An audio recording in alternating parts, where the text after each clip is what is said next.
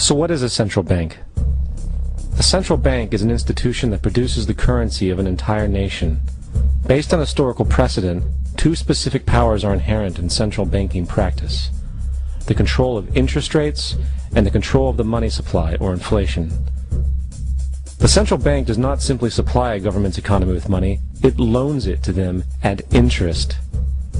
Then, through the use of increasing and decreasing the supply of money, the central bank regulates the value of the currency being issued. It is critical to understand that the entire structure of this system can only produce one thing in the long run: debt. It doesn't take a lot of ingenuity to figure this scam out. For every single dollar produced by the central bank is loaned at interest. That means every single dollar produced is actually the dollar plus a certain percent of debt based on that dollar. And since the central bank has the monopoly over the production of the currency for the entire country, and they loan each dollar out with immediate debt attached to it, where does the money to pay for the debt come from?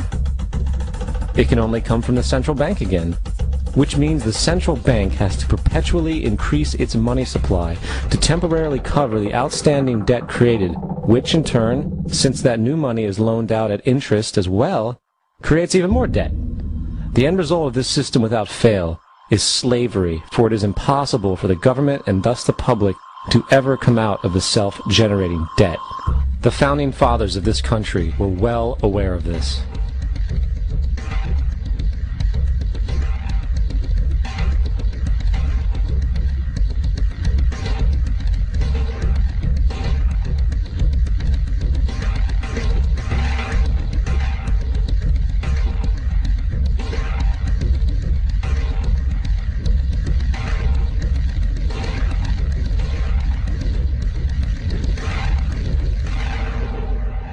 By the early 20th century, the U.S. had already implemented and removed a few central banking systems, which were swindled into place by ruthless banking interests. At this time, the dominant families in the banking and business world were the Rockefellers, the Morgans, the Warburgs, the Rothschilds. And in the early 1900s, they sought to push once again legislation to create another central bank. However, they knew the government and public were very weary of such an institution, so they needed to create an incident to affect public opinion. So, J.P. Morgan, publicly considered a financial luminary at the time, exploited his mass influence by publishing rumors that a prominent bank in New York was insolvent or bankrupt. Morgan knew this would cause mass hysteria, which would affect other banks as well. And it did. The public, in fear of losing their deposits, immediately began mass withdrawals. Consequently, the banks were forced to call in their loans, causing the recipients to sell their property, and thus a spiral of bankruptcies, repossessions, and turmoil emerged. Putting the pieces together a few years later, Frederick Allen of Life magazine wrote, "The Morgan interests took advantage to precipitate the panic, guiding it shrewdly as it progressed." Unaware of the fraud, the Panic of 1907 led to a congressional investigation headed by Senator Nelson Aldrich, who had intimate ties to the banking cartels and later became part of the Rockefeller family through marriage. The commission, led by Aldrich, recommended a central bank should be implemented so a panic like 1907 could never happen again. This was the spark the international bankers needed to initiate their plan. In 1910, a secret meeting was held at a J.P. Morgan estate on Jekyll Island off the coast of Georgia. It was there that the central banking bill called the Federal Reserve Act was written.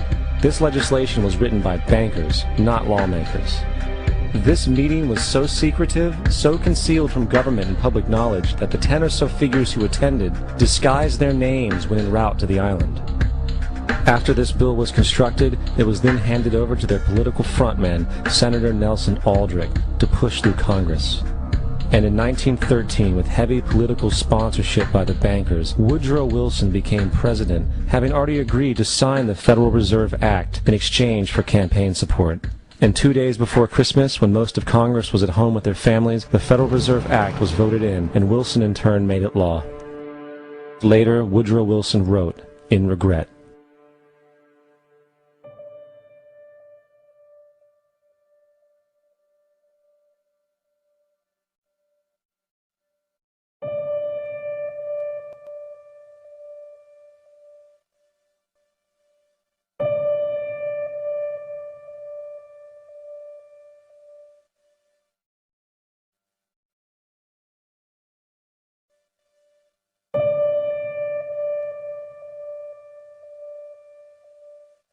Congressman Louis McFadden also expressed the truth after the passage of the bill. A world banking system was being set up here, a superstate controlled by international bankers, acting together to enslave the world for their own pleasure. The Fed has usurped the government.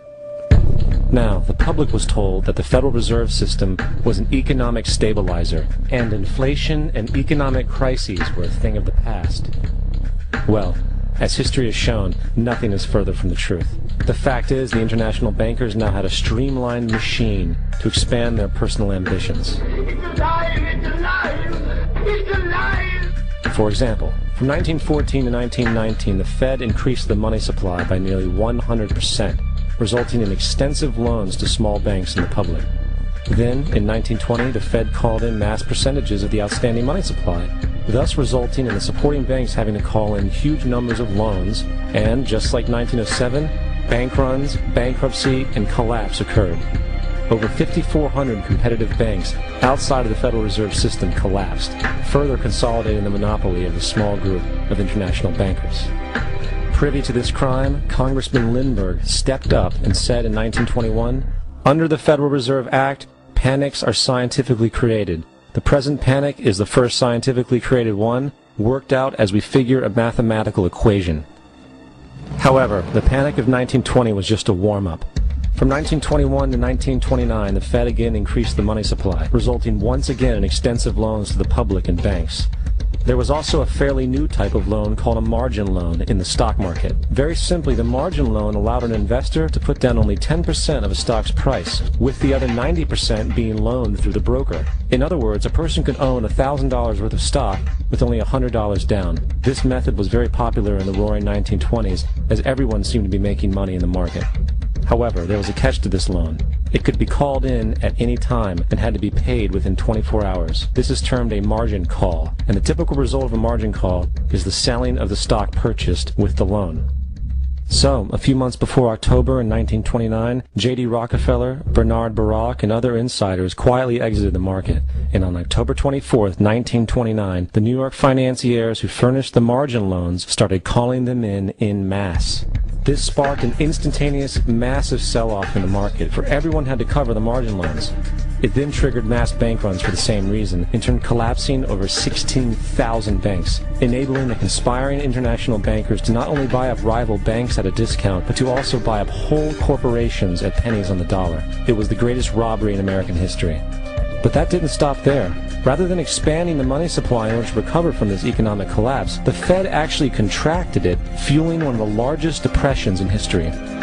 Once again outraged, Congressman Louis McFadden, a longtime opponent of the banking cartels, began bringing impeachment proceedings against the Federal Reserve Board, saying of the crash and depression, "It was a carefully contrived occurrence. International bankers sought to bring about a condition of despair so that they might emerge the rulers of us all."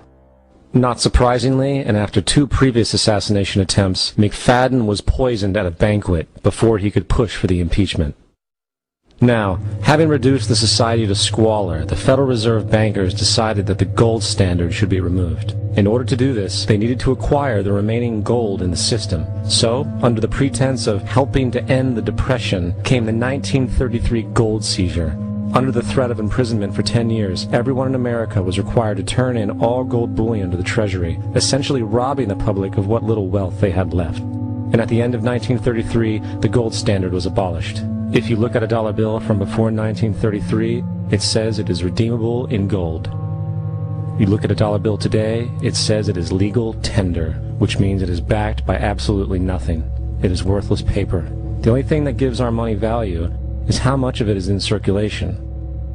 Therefore, the power to regulate the money supply is also the power to regulate its value, which is also the power to bring entire economies and societies to its knees.